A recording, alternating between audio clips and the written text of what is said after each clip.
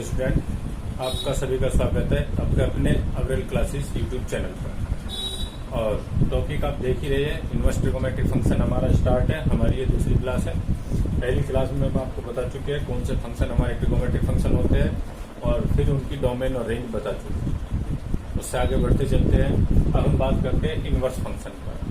तो भाई सबसे पहले बात में करनी है कि कौन से फंक्शन हमारे इनवर्स हो सकते हैं, क्योंकि फंक्शन है तो फंक्शन पहले, ये तो टॉपिक हमारा 11th का है कि फंक्शन है और फिर इनवर्स है। तो बात फिर भी थोड़ा सा यहाँ बता देते हैं, रिकॉल करा देते हैं आपको सभी को कि फंक्शन कौन से इनवर्स हो सकते हैं। अब सबसे पहले बात है, इनवर्स होने के लिए दो कंडीशन हमारी होनी चाहिए कि वो फंक्शन इनवर्स तभी हो सकता है जब वो फंक्शन 1 होगा और वो फंक्शन कैसा होगा, ऑन टू होगा। यानी कोई भी फंक्शन हमारा है x, मान लो कोई भी है 2x है, वो x a से b पर इनवर्स तभी होगा जब वो फंक्शन कैसा हो, 1 फंक्शन हो और कैसा हो, ऑन टू फंक्शन। और 1 ऑन टू होने के लिए आपको सभी को पता ही है 1 फंक्शन कौन से होते हैं, जब a के सभी एलिमेंटों की, a का कोई भी एलिमेंट है, a के एवरी एलिमेंट b के एवरी एलिमेंट यानी a की एलिमेंट की एक ही इमेज होती है, तब वो हमारा क्या बनता है, 1 फंक्शन होता है।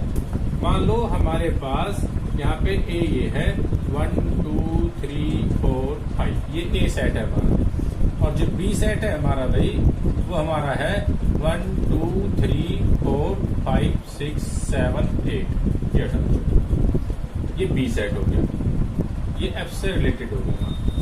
अब हमारा ये फंक्शन 1 कब होगा, अब इसी की बात करते हैं। कोई फंक्शन हमारा इस तरह से है y f(x) बराबर 2, f(x) इक्वल टू 2x। आपने x की वैल्यू 1 पुट करोगे तो 2 आ जाएगा जी, 2 पुट करोगे 4 आ जाएगा, 3 का 6, 4 की 8 इमेज होगी। यानी यहाँ पे 1 की 2 इमेज है, 2 की 4 है, यानी एक एलिमेंट की केवल एक ही इमेज आ रही है। तो इसलिए ये फंक्शन हमारा कैसा हो गया, 1 फंक्शन हो गया। ये कैसा है फंक्शन हो गया हमारा, 1 फंक्शन। अब बात करते हैं ऑन टू की।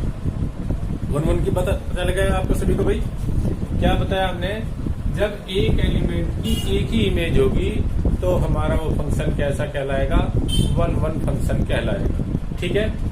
अब बात करते हैं किसकी, ऑन टू की। हम देख ही रहे यहाँ पे 1 की 2 है, 2 की 4 है, 3 की 6 है, 4 की 8 है। ऑन टू फंक्शन के लिए क्या होता है भैया, एक सीरियल सी लैंग्वेज में कहते हैं हम कि जब वो डोमेन रेंज के इक्वल हो जाता है तब हमारा वो ऑन टू फंक्शन कहलाता है। ठीक है। ये जरूरी नहीं है कि एक एलिमेंट की एक इमेज हो, एक एलिमेंट की 2 इमेज भी हो सकती है, या 2 एलिमेंट की एक इमेज हो सकती है। एक एलिमेंट की 2 तो हो नहीं सकती, लेकिन 2 एलिमेंट की एक इमेज हो सकती है। लेकिन यहाँ पे सारे एलिमेंट किसी ना किसी एलिमेंट की इमेज होना चाहिए, तभी हमारा वो फंक्शन क्या कहलाएगा, ऑन टू फंक्शन कहलाएगा। कैसे, देखो अब मैं लिखता हूं, यानी इधर वाले तो क्या कहलाते हैं हमारे डोमेन। तो ये हमारी, यदि मैं इस फंक्शन की बात करता हूं तो इसकी डोमेन क्या है, 1 2 3 4, ये तो हमारी डोमेन होगी। और मैं यदि रेंज की बात करता हूं तो रेंज क्या है, 2 4 6 8, ये रेंज होगी। लेकिन अभी यदि हम देखते हैं तो 3 किसी की इमेज नहीं है, 1 किसी की इमेज नहीं है, 5 किसी की इमेज नहीं है, 7 किसी की इमेज नहीं है।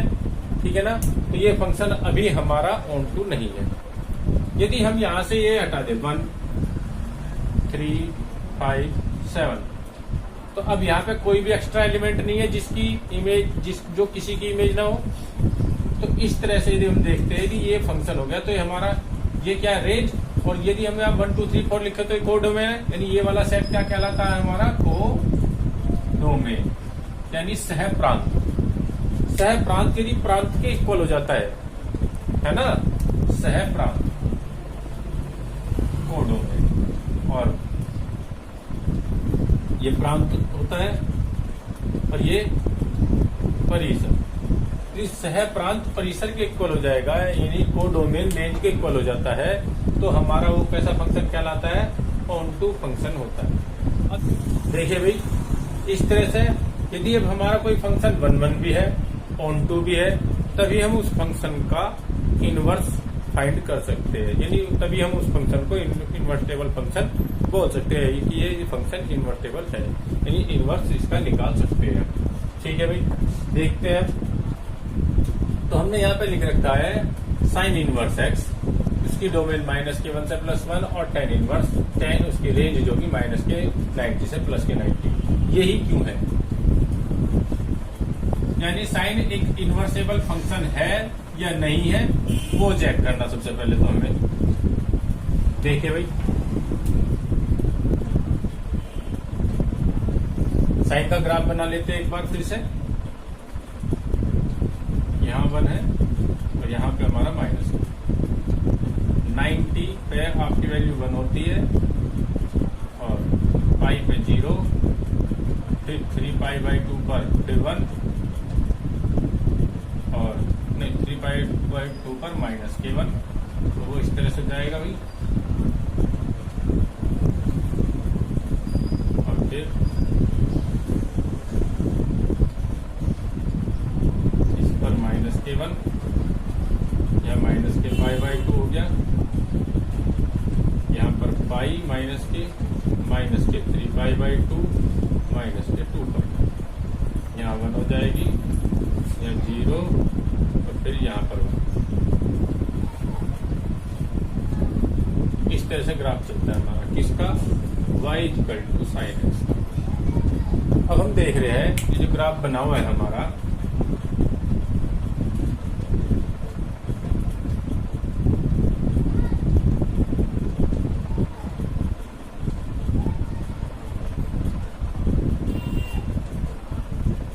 ये आपका y एक्सिस है, ये आपका x एक्सिस।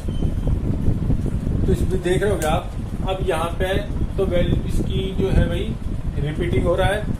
हमने बताया था फंक्शन 1 1 होना चाहिए, और 1 1 में देख रहे हैं आप यहाँ पे भी π/2 पर भी 1 आ रही है वैल्यू sin x में, तो और 3π/2 पर भी 1 ही आ रही है वैल्यू यहाँ पर, तभी तो ग्राफ इसको छू गई।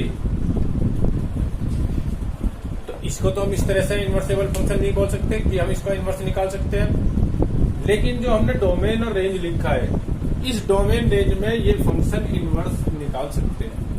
देखिए भाई, हमने लिया डोमेन -k1 से +k1, यानी -k1 और +k1 यहां तक, और फिर रेंज क्या कह दी कि -k π/2 से, यानी आप देख सकते हो sin x का जो डोमेन होता है वो r होता है, और रेंज हमारी क्या है भाई, -k1 से +k1। तो इनवर्स फंक्शन में क्या हो जाता है, इनवर्स फंक्शन में क्या चीज हो जाएगी, डोमेन रेंज बन जाएगी और रेंज डोमेन हो जाएगा, बदल जाएगा इनवर्स फंक्शन है जब। लेकिन हम देख रहे हैं यहाँ पर इस फंक्शन साइन फंक्शन इनवर्स नहीं निकाल सकते, क्योंकि वो फंक्शन 1 1 भी नहीं है और ऑन टू भी नहीं है। ठीक है ना, वो फंक्शन हमारा क्या नहीं है, 1 1 नहीं है। अब 1 1 नहीं है तो फंक्शन 1 1 किस पार्ट में है ये देखते हैं हम। सबसे पहले हम देख रहे हैं कि यहां से यहां तक का -k π/2 से +k π/2 में, यहां से यहां तक ये फंक्शन हमारा 1 1 है ना।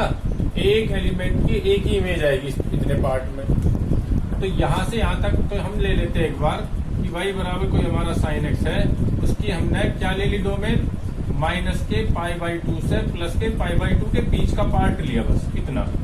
और रेंज क्या होगी हमारी, -k1 से +k1, ये रेंज होगी। इसमें हम देख रहे हैं इतने पार्ट में, बाकी पार्ट में नहीं देख सकते, क्योंकि बाकी पार्ट ले गए तो हम हमारा क्या हो जाएगा, फंक्शन इनवर्स हम इसका फाइंड नहीं कर सकते, क्योंकि ये बाकी पार्ट में ले लेंगे तो वहां पे ये 1 1 नहीं है। 1 1 होने के लिए हमने क्या बताया, एक एलिमेंट की एक ही इमेज होनी चाहिए।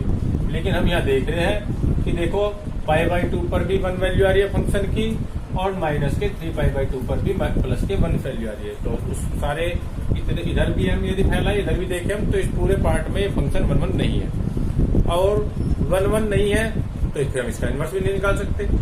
तो हमने कितना पार्ट लिया, केवल उतना ही पार्ट लिया जितने पार्ट में हमारा फंक्शन 1 1 है। तो हमारा फंक्शन 1 1 कितने पार्ट में है, 90 माइनस 90 से प्लस 90 के बीच में हमारा फंक्शन 1 1 है। एक आउट इनपुट वैल्यू पर एक ही आउटपुट वैल्यू मिलेगी, उसकी दो आउटपुट वैल्यू नहीं होगी। यानी हम यहाँ पर देख रहे हैं ये फंक्शन हमारा कैसा है, 1 1 है। ऑन टू भी होगा क्योंकि यहाँ से यहाँ तक का कोई भी वैल्यू पुट करेंगे सभी के लिए कुछ ना कुछ वैल्यू हमारी आउटपुट आएगी। अब हमें देखना है इसमें 1 1 भी है, ऑन टू भी है, तो अब हम इसका इनवर्स यहाँ पे फाइंड कर सकते हैं। तो साइन इनवर्स एक्स का क्या हो जाएगा भाई, साइन इनवर्स एक्स, उसकी जो रेंज है वो तो बन जाएगी डोमेन, और डोमेन क्या बन जाएगी, रेंज। इस तरह से हमारा ये साइन इनवर्स एक्स की डोमेन और रेंज आ गई। इसी तरह से कोस इनवर्स की भी डोमेन और रेंज हो जाएगी, टेन इनवर्स की भी डोमेन रेंज हो जाएगी, ठीक है ना। कोस का भी सिमिलर थोड़ा सा ऐसे ही बनता है ग्राफ, लेकिन वो कहां से होके जाता है, 0 पे वैल्यू 1 होती है तो वो इस तरह से चलेगा, ठीक है। और इसी तरह से हमारे कॉस की, टेन की जो हम पहले नोट करा चुके हैं आपको, उनकी भी हम क्या निकाल सकते हैं, डोमेन और रेंज, और वे भी हमारे इन्वर्टेबल फंक्शन है। अब फाइंड प्रिंसिपल वैल्यू, यानी मुख्य मान ज्ञात करना। प्रिंसिपल वैल्यू कैसे फाइंड करेंगे, ये सब डोमेन और रेंज के ऊपर डिपेंड करेगा कि हमारी रेंज में ये आ रहा है फंक्शन, ये नहीं आ रहा है। तो पहला एग्जांपल ले लेते हैं अपना, फर्स्ट एग्जांपल क्या है हमारा, y equal to tan inverse root 3, ठीक है भाई, लिख लिया y equal to tan inverse root 3। अब आप देख रहे होगे रूट 3 10 में किसकी वैल्यू होती है, इसके लिए आपको देखो भाई टेबल वेबल सब याद होनी चाहिए, ठीक है ना, क्योंकि रूट 3 का अब मान लीजिए आप याद नहीं है तो कहां से पुट करोगे आप, ठीक है ना। तो tan इनवर्स रूट 3 में रूट 3 किसकी होती है, tan 60 की वैल्यू होती है। तो हम इसे लिख देंगे y equal to tan inverse tan pi by 3। ये आपको पता होना चाहिए। 30 डिग्री को लिखते हैं पाई बाई 3, 45 डिग्री को लिखते हैं पाई बाई 4, 60 डिग्री को लिखते हैं पाई बाई 6, और 90 डिग्री को लिखते हैं पाई बाई 2। ये इस तरह से लिख देते हैं। ये हमारा काय में है, रेडियन में इधर वाले, और ये हमारी डिग्री में यानी अंशों में। तो हमने 30 को रूट 3 को क्या लिख दिया, tan पाई बाई 3। अब आप देख रहे होगे y का जो डोमेन होता है, y का जो इनवर्स का रेंज होता है, y इनवर्स का जो रेंज होता है वो क्या होता है भाई हमारा, माइनस के 90 से प्लस के 90 होता है। tan इनवर्स में जो हमारा y का रेंज होता है वो कितना होता है भाई, माइनस 90 से प्लस 90। और ये जो हमारा पाई बाई 3 आ रहा है इस रेंज में ही है ना। ये हमारा क्या है, माइनस 90 से प्लस 90 के बीच में ही है, तो इसीलिए हमारा y इक्वल टू क्या आ गया, पाई बाई 3। tan इनवर्स से tan कैंसिल हो गया, y या कैंसिल नहीं है, प्रॉपर्टी होती है एक हमारी,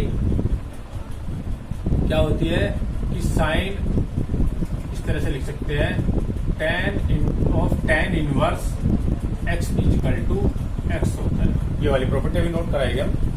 तो tan inverse x equal to x होता है, उसी प्रॉपर्टी से tan inverse pi by 3 equal to pi by 3। ये क्या की हमारी प्रिंसिपल वैल्यू, यानी मुख्य मान, ठीक है भाई। पहला एग्जांपल ये हो गया आपका। अब लेते हैं सेकंड एग्जांपल। सेकंड एग्जांपल है हमारा y equal to sec inverse minus के रूट 2, ठीक है। y equal to sec inverse minus के रूट 2। sec में रूट 2 किसकी वैल्यू होती है, cos में रूट 2 पाई बाई 4 की वैल्यू होती है। तो sec में cos में 1 अपॉन रूट 2, तो sec में भी रूट 2 पाई बाई 4 की वैल्यू हो जाएगी। तो हम इसे लिखेंगे y equal to sec inverse minus के sec पाई बाई 4। अब ये माइनस का है इसलिए माइनस को हम एंगल के साथ लगा लेंगे। तो y equal to sec inverse sec minus pi by 4, ये हो गया। और sec में आपको पता ही है, sec की जो रेंज होती है, इनवर्स की रेंज होती है, यानी y जो होगा हमारा वो 0 से पाई के बीच में होता है, यानी ये रेंज होती है इसकी। sec की जो sec इनवर्स की जो रेंज होती है भाई वो होती है हमारी 0 टू पाई। 0 टू पाई इसकी रेंज है, लेकिन यहाँ पे आपकी वैल्यू है माइनस के पाई बाई 4। तो ये हमारा इसकी रेंज में नहीं आ रहा है ना, ये हमारा इसकी रेंज में नहीं, ये हमारा रेंज में नहीं है, तो इसलिए हम क्या करेंगे, पहले अपने इसको रेंज में लेकर आएंगे, यानी इसके बीच में लाना, 0 to पाई के बीच में लाना। उसके लिए आपको देखना पड़ेगा कि हमारा सेक माइनस का यहां से लेके फिर वापस कि सेक माइनस का कौन से क्वाड्रेंट में होता है। ये आपका फर्स्ट क्वाड्रेंट है, सेकंड क्वाड्रेंट है, थर्ड है, ये फोर्थ है, सब पढ़े हुए आपके। यहाँ ASTC लिख देते हैं, A for all positive, S for sine और साइन का उल्टा cosec positive, T for tan और कोट, C और कोस और सेक पॉजिटिव होते हैं। हमें देखना है सेक हमारा नेगेटिव किस क्वाड्रेंट में है, यहां पर भी है और यहां पर भी है। यहां पर सेकंड क्वाड्रेंट में होता है पाई माइनस थीटा और थर्ड क्वाड्रेंट में होता है पाई प्लस थीटा। ये सब पढ़ा हुआ है आपका। तो हम देखते हैं पाई माइनस थीटा होगा तो पाई में से कुछ कम हो जाएगा तो इसकी रेंज में आ जाएगा। यदि हम पाई प्लस थीटा कर देंगे तो पाई में हमारा कुछ जुड़ेगा, प्लस हो जाएगा, तो वो रेंज से बाहर रहेगा फिर भी, है ना। तो वो हमारा रेंज से क्या रहेगा, बाहर रहेगा। इसलिए हमें किस क्वाड्रेंट में लेना पड़ेगा, सेकंड में, वो पाई माइनस थीटा वाले में। हम इसको क्या लिख सकते हैं, sec pi minus theta equal to minus के सेक थीटा होता है। ये होता है ना, pi minus theta equal to sec theta. तो हम इसको भी चेंज कर लेंगे इसी तरह से। क्या लिखेंगे, y equal to sec inverse sec pi minus pi by 4, इस तरह से लिख लेंगे। ये हमारा माइनस सेक थीटा है एक तरह से, और सेक थीटा को क्या लिख दिया, sec pi minus pi by 4। y equal to sec inverse sec 4 1 जा 4 माइनस 3 पाई बाई 4। ये आ गया। अब सेक से सेक कैंसिल हो जाएगा, या वो प्रॉपर्टी है जो हमारी ये वाली tan into tan inverse x या sec into sec inverse x equal to x होता है, उसी के अकॉर्डिंग y इजिकल टू क्या आ गया, 3 पाई बाई 4, जो हमारा इसकी रेंज में 3 पाई बाई 4 कितना होता है, 135। तो ये हमारा इस रेंज में ही है, इसलिए इसकी मुख्य मान यानी प्रिंसिपल वैल्यू होगी। मुख्य मान, मुख्यतः मान हमारा क्या आ गया, 3 पाई बाई 4।